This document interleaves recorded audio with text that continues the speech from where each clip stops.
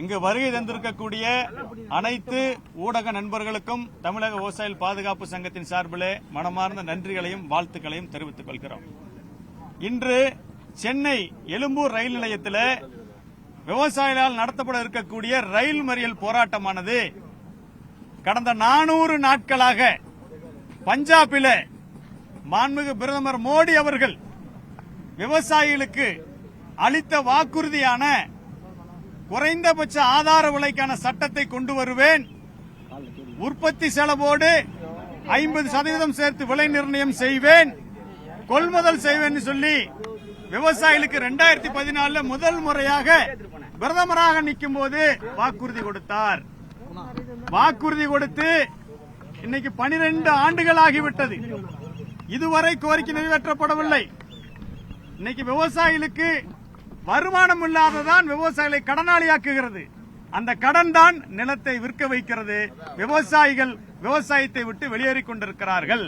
எனவே விவசாயிகளுக்கு உரிய வருமானம் வர வேண்டும் என்றால் இந்திய அரசாங்கம் விவசாயிகளுக்கு எம்.எஸ். சாமிநாதன் ஆணையம் வகுத்தளித்தபடி உற்பத்தி செலவோடு 50% சேர்த்து விலை நிர்ணயம் செய்ய வேண்டும், கொள்முதல் செய்ய வேண்டும் என்கிற கோரிக்கையை வலியுறுத்தி பஞ்சாபில் 400 நாட்களாக அமைதியாக போராடி கொண்டிருந்த விவசாயிகளை 10,000க்கும் மேற்பட்ட விவசாயிகளை ஒரே நாளில் மத்திய அரசினுடைய துணை ராணுவமும் பஞ்சாப் காவல்துறையும் இணைந்து இரவோடு இரவாக அப்புறப்படுத்தி இருக்கிறது.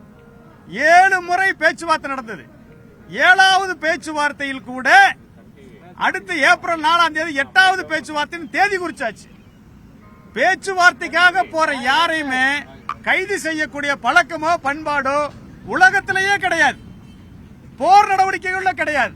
ஆனா ஒரு ஜனநாயக நாட்டில் கோரிக்கைக்கான பேச்சுவார்த்தைக்கு மத்திய அரசினுடைய அமைச்சர் பியூஷ் கோயல், வேளாண் துறை அமைச்சர் சிவராஜ் சிங் சங்கவான், பிரகலாத் ஜோஷி ஆகிய 3 மத்திய அமைச்சர்கள், பஞ்சாபில் இருந்து 3 அமைச்சர்கள், எல்லா அதிகாரிகளும் கலந்து கொண்ட அந்த பேச்சுவார்த்தைக்கு சென்று விட்டு போராட்ட களத்திற்கு சென்ற விவசாய சங்க தலைவர்களை அப்படியே வழியிலேயே மடக்கி அள்ளி போட்டு கொண்டு போய் கைது செஞ்சு வச்சிருக்காங்க. விவசாய சங்க தலைவர்கள் மட்டும் 200 பேர் இருக்கிறாங்க.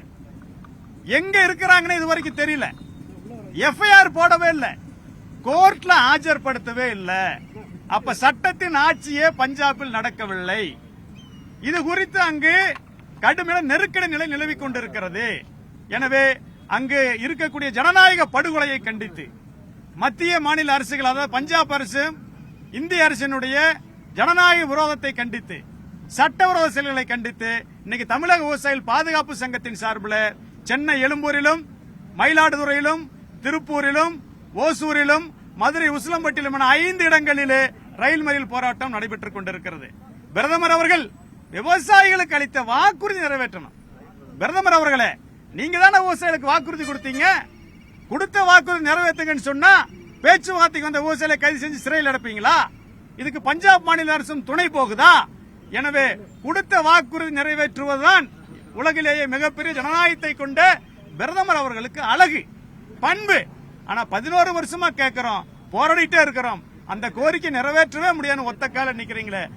2 முறை பிரதமர் அவர்கள் கடிதம் கொடுத்திருக்கிறார். முதல் விவசாயிகள் போராட்டம் டெல்லியில் நிறைவேற்ற போது வேளாண் விரோத சட்டங்களை திரும்ப பெற்றுக்கொண்டு நான் 3 மாசத்துல கமிட்டி அமைச்சு நான் சொன்ன வாக்கு நிறைவேற்ற கைப்பட கடிதம் எழுதி கொடுத்திருக்கிறார், பிரதமர் எழுதி கொடுத்திருக்கிறார். அந்த கடிதமும் அந்த உத்தரவாதமும் தேர்தல் அறிக்கையில் சொன்னதும் தேர்தல் நேரத்தில் மேடைகளில் சொன்னதும் அமல்படுத்தாமல் கடுமையான ஏமாற்றத்திற்கு உள்ளாகித்தான், விரக்திக்கு உள்ளாகித்தான் விவசாயிகள் போராடுகிறோம். எனவே விவசாயிகளுக்கு 1000 கோரிக்கைகள் இருக்கிறது. ஆனா பிரதமர் அவர்கள் சொன்னதை செய்யணும். அதுதான் பிரதமர் கழகு. அந்த வாக்குறுதி கொடுத்தான ஓட்டு வாங்கி ஆட்சிக்கு வந்தீங்க. அப்ப ஆட்சியில் அமர்ந்து வச்ச விவசாயிகளை நீங்க குழியில போட்டு மிதிக்கலாமா, தூக்கி எறியலாமா, எஃப்ஐஆர் இல்லாம 200 பேர் அடைச்சு வைக்கலாமா, பேச்சுவார்த்தைக்கு வந்தவங்களை கைது செய்யலாமா?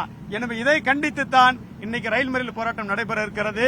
தொடர்ச்சியாக பஞ்சாப்ல இருக்கிற அனைத்து விவசாய சங்க தலைவர்களும் விடுதலை செய்யப்படும் வரை, அங்கு முறையாக ஜனநாயக உரிமை செயல்படுத்தப்படும் வரை நாங்கள் தொடர்ச்சியாக மத்திய அரசினுடைய கவனத்தை ஈர்க்கும் வகையில் தமிழ்நாடு முழுவதும் போராட்டங்களை நடத்தி கொண்டு இருப்போம் என்பதை இந்த போராட்டத்தின் வாயிலாக உங்கள் அனைவருக்கும் நாங்கள் தெரிவித்துக் கொள்கிறோம்.